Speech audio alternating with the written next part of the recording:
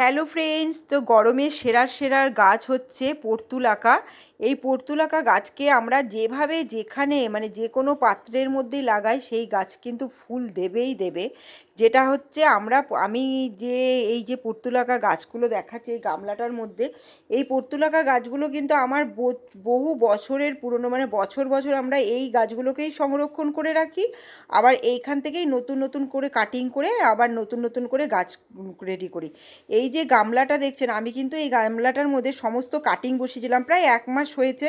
খুব ছোট্ট ছোট্ট কাটিং, মানে গাছগুলো অনেকটাই খারাপ হয়ে গেছিলো।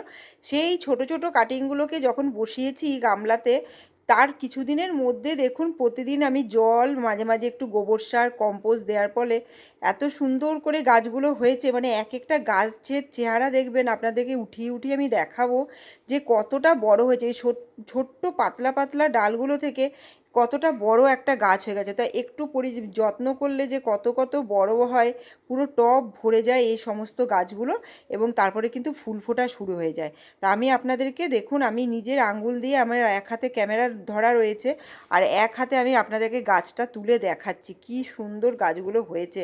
আমি নিজেও ভাবতে পারিনি যে একটা গাছই এত বড় বড় হয়ে গেছে। আমি প্রথমে ভেবেছি যে অনেকগুলো গাছ বসিয়েছিলাম সেই গাছগুলোই হয়তো হয়েছে, কিন্তু না, দেখছি এই দেখুন এক একটা গাছের চেহারা এত বড় বড়, চারিদিক দিয়ে ডালপালা ছাড়িয়েছে। তো কিন্তু জায়গাটা ভীষণ ছোট হয়ে যাচ্ছে, যেহেতু গাছগুলো এতটা বড় হয়ে গেছে, বড় গামলাটাই এখন ছোট হয়ে যাচ্ছে। তাই জন্য আমি কি করব, তুলে তুলে একদম আলাদা আলাদা টবের মধ্যে বসিয়ে দেবো। এবং আলাদা আলাদা টবের মধ্যে বসালে কি হবে, গাছগুলো বাড়তে সুবিধে হবে।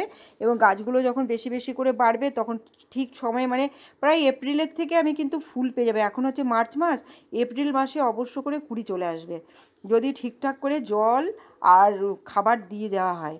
আর এমনিতেই পর্তুলাকা গাছে একদম খাবার জলের দরকার হয় না, জল কম দিলেই হয়। আর এই দেখুন আমি 4টে টব রেডি করেছি, 4টে গাছ এখানে, আর আরও 3টে গাছ, মানে 7টা গাছ আমি আলাদা করে বসাবো। দেখুন মাটিটা একদম ঝুরঝুরে বালি আর মাটি, তো খুব বেশি বালি দেবো না। এখন যেহেতু গরম পড়ে গেছে তাই জন্য বেশি বালি আমি ব্যবহার করছি না, একটু বালি আর বেশিরভাগটাই মাটি, মানে 80% মাটি আর 20% বালি দিচ্ছি। তার উপরে দেখুন আমি কি করছি, একটু করে গোবর সার দিয়ে দিলাম। এই দেখুন এটাতেই কিন্তু কাজ হয়ে যাবে। আমি যখন গামলাতে বসিয়েছি গামলার মধ্যেও কিন্তু তাই করেছি, ভার্মি কম্পোস্ট আর একটু গোবর সারই ব্যবহার করেছি, তাতেই কিন্তু এরকম গামলা ভরে পুরো কাটিংগুলো রেডি হয়ে গেছে। এবার কি করছি দেখুন, যে গাছগুলো তুলেছি সেগুলো তো তুলেইছি, আরও কতগুলো গাছ আপনাদেরকে তুলে তুলে দেখাচ্ছি। প্রত্যেকটা গাছ বড় বড় হয়ে গেছে। আর যেহেতু পর্তুলাকা গাছে বেশি জল লাগে না, আমি তাই জন্য কী করেছি দেখুন, গামলাটা কিন্তু আমার একদম শুকনো শুকনোই, তাই জন্য মানে উঠাচ্ছি তো, মানে একটু চাপ ধরে আছে, এগুলোতেই উঠাতে সুবিধে হয়। আর বেশি ক্যাতক্যাতা হয়ে গেলে কী হয়, ছিঁড়তে থাকে শিকড়গুলো, আস্তে আস্তে ছিঁড়তে থাকে। এভাবে আমার উঠাতে সুবিধা হচ্ছে। ওই যে একটা দেখুন একটু হালকা করে আমি ওই যে লোহার রডটা দিয়ে একটুখানি চাপ দিচ্ছি আর সুন্দর করে টেনে বার করে নিতে পারছি।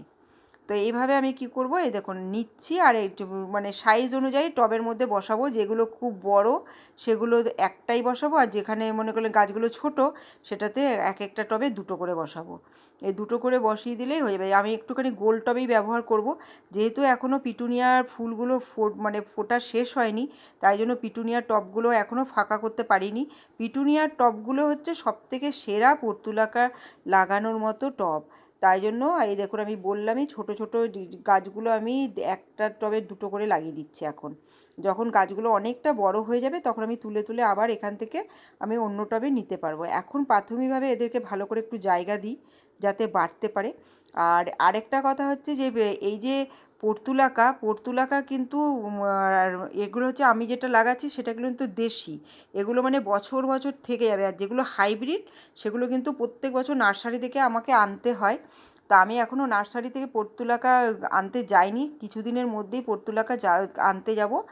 তখন আমি নানা কালারের, বিভিন্ন কালারের কিন্তু পর্তুলাকা নিয়ে আসবো। এই দেখুন 4টেতে ভরা হয়ে গেল, আরও 3টে আমি টবে এক্সট্রা মাটি রেডি করে রেখেছিলাম, আরও 3টে টবে আমি বসিয়ে দিলাম। এইভাবে মোট 7টা টবে আমি নতুন বসালাম, আর গামলাটাতে তো রইলই। এই গামলাতে কিন্তু আরও গাছ বড় বড় হবে, এই গাছগুলো নিয়ে আমি আরও অনেক গাছ কিন্তু আমি বসাবো।